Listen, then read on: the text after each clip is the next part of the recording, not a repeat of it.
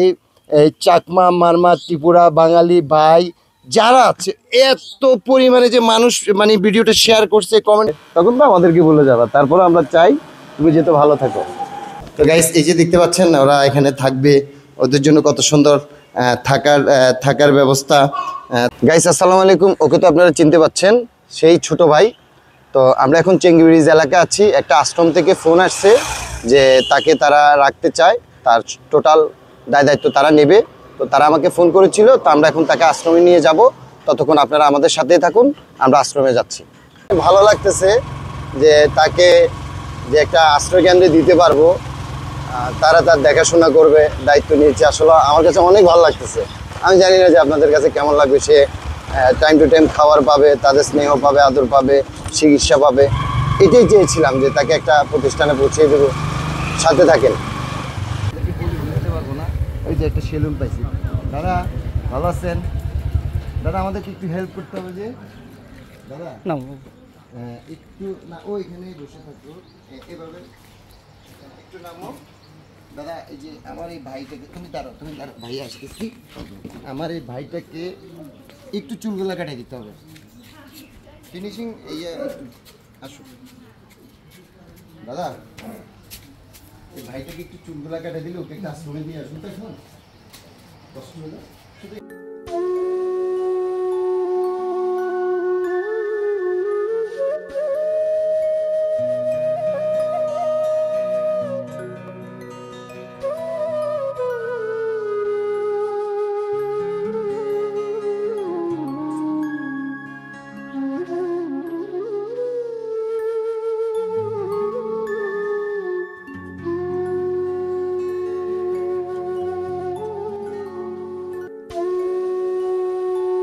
তোমাকে মেকআপ করা হচ্ছে, তুমি নতুন বাড়িতে যাবা, তোমার কত বন্ধু বান্ধব, কত আত্মীয় স্বজন হবে, তখন তো আমাদেরকে বলে যাবা। তারপরে আমরা চাই তুমি যেহেতু ভালো থাকো, বুঝছো? গাইস দেখতেই পাচ্ছেন, আসলে ওকে যে আমরা পৌঁছায় দিতে পারবো এটাই চিন্তা করতেছি। ও আজকে 3-4 দিন হয়। ও খাগড়াছড়ি বাজারে, 0 মাইল, তারপর আপনার বিভিন্ন জায়গায় ল্যাংটায় ঘোরাফেরা করে। ওখান থেকে আমি তাকে একবার ফ্রেশ করাইছি, গা গোসল ধোয়া, একবার কাপড় চোপড় পরাইলাম, এবং তখন থেকে তার দেখাশোনা করতেছি, খাওয়া দাওয়া থেকে শুরু করে। তো এখন একটা আশ্রম, আমরা একটা ভিডিও করেছিলাম, একটা আশ্রম ওর দায়িত্ব নেওয়ার জন্য রাজি হয়েছে। এখন ওই আশ্রমে পৌঁছায় দেবে। হ্যাঁ হ্যাঁ, ওখানে হ্যাঁ যাচ্ছি। হ্যাঁ হ্যাঁ, ওকে আমরা পৌঁছায় দেওয়ার জন্য, কারণ আমরা চেষ্টা করছি দাদা, ওর বাবা মা ভাই বোন আত্মীয় স্বজন কাউকে পাচ্ছিলাম না। একটা আশ্রম থেকে আমাদের সাথে কন্ট্যাক্ট করেছে, সেজন্য আমরা এই দায়িত্বটা নিয়ে কাজ করতেছি। কথা হচ্ছেন? কারণ আমার ছোট ভাই হলে আমি কি করতাম, আমার ছোট ভাইয়ের মতোই দেখি যে ওকে দিয়ে আসবে, এটাই খারাপ লাগতেছে। ও আমাদের দুজনকে ছাড়া, আমাকে আর জুয়েলকে ছাড়া কিছুই বুঝে না। তাহলে কোথায় ওইটা কোন জায়গায় বলছেন আপনি? বেতছড়িতে। হ্যাঁ, সোজা যাবেন, যে হ্যাঁ গেলে ওখানে আপনার ওই যে সিমেন্ট তুলা মোড়া আছে, ওইটা সোজা ডান সাইডে গেলে হবে। আচ্ছা আচ্ছা আচ্ছা, ঠিক আছে দাদা, আমরা যে চুলটা কেটে নিই, তারপর একটু সুন্দর করে দিই। আসলে এটা অনেক বড় পাওয়া। আর আমার কাছে ভালো লাগতেছে যে মানুষে কে কি বলছে, কে কি বলবে, সেটা আমি কখনো চিন্তা করি না। আমি আমার জায়গা থেকে মানুষের জন্য কিছু করার জন্য চেষ্টা করে যাব, করে যাব। আমার যতটুকু সাধ্য আছে, সাধ্যের বাইরে তো আর সম্ভব না। আর আমার পাশে কিন্তু আমার বন্ধু বলেন বা ভাই বলেন, জুয়েল আমাকে সর্বক্ষণিক সাপোর্ট দিয়ে যাচ্ছে। তা আমরাও চাই এরকম যেহেতু আরও কিছু কাজ করতে পারি, এরকম আরও অনেক মানুষকে, যেহেতু তাকে একটা পরিবার, যেহেতু তার পরিবারের কাছে তাকে ফিরিয়ে দিতে পারতেছি না, তো সে তো একটা নতুন পরিবার পাবে, এরকম পরিবারের কাছে তাকে বুঝিয়ে দিতে পারি, সেই চেষ্টাটাই করছি আমি। তো সাথে থাকেন। দাদা দাদা নমস্কার। আচ্ছা, এখানে আশ্রমটা কোন দিকে? প্রতিবন্ধী আশ্রমটা ওই পিছনে ফেলে আসছি।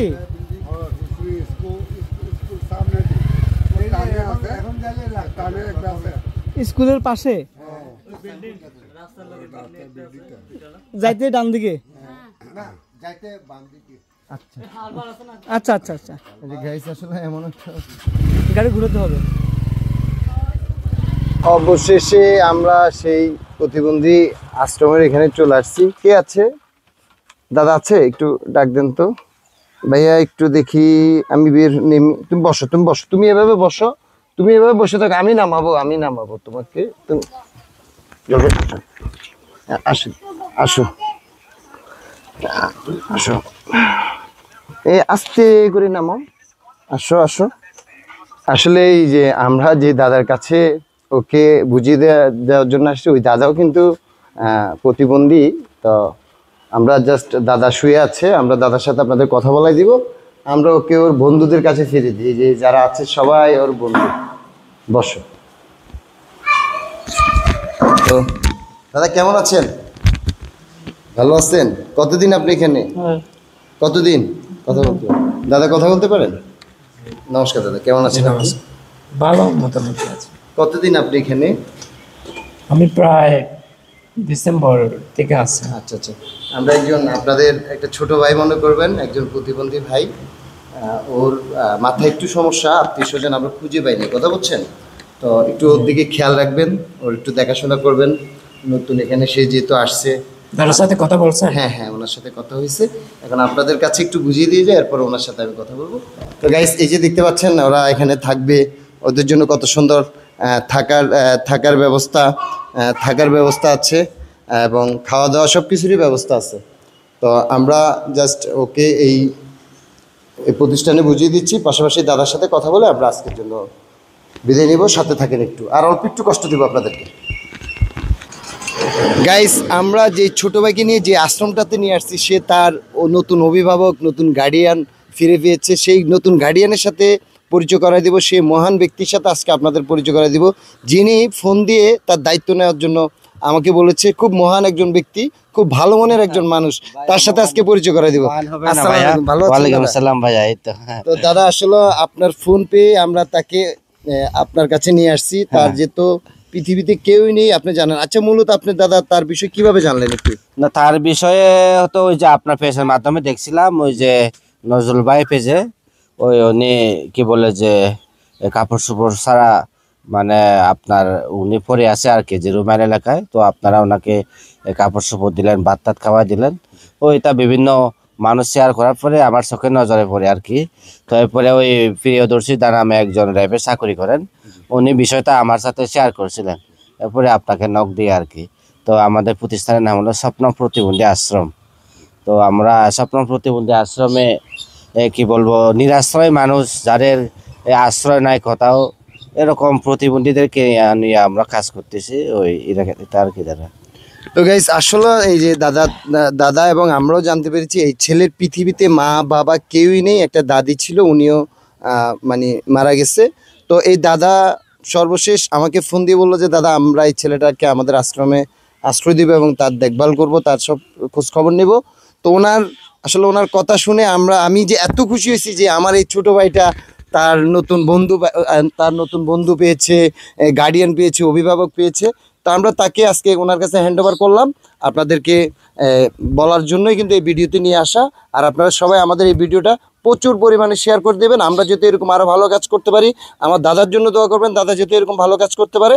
আমরা পরবর্তীতে আমার এই ছোটো ভাইটা কেমন আছে, কী অবস্থা আছে, আরেকটা ভিডিও নিয়ে আপনাদের কাছে আসব। তো ছোটো ভাইটার জন্য অল্প কিছু ছিল, এটা একটু দাদার কাছে এই তেমন কিছু করতে পারি নাই তাড়াহুড়োর কারণে। দাদা ওর জন্য আমরা যে একটা যেহেতু নতুন জায়গায় আসছে, নতুন আমাদের ঈদে কিন্তু আমরা ছোটবেলা নতুন কাপড় চোপড় দিলে অনেক খুশি হতাম। এটা ছোট ভাইটার জন্য এই প্যান্টটা, এই শার্টটা আপনি ওকে পরাবেন।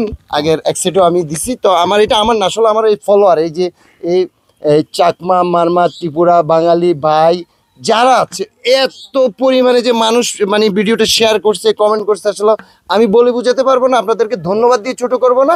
এরকম ভালো কাজ যেহেতু আমি আরও করতে পারি, আপনারা আমাকে সহযোগিতা করবেন। আসসালামু আলাইকুম, সাথে থাকবেন।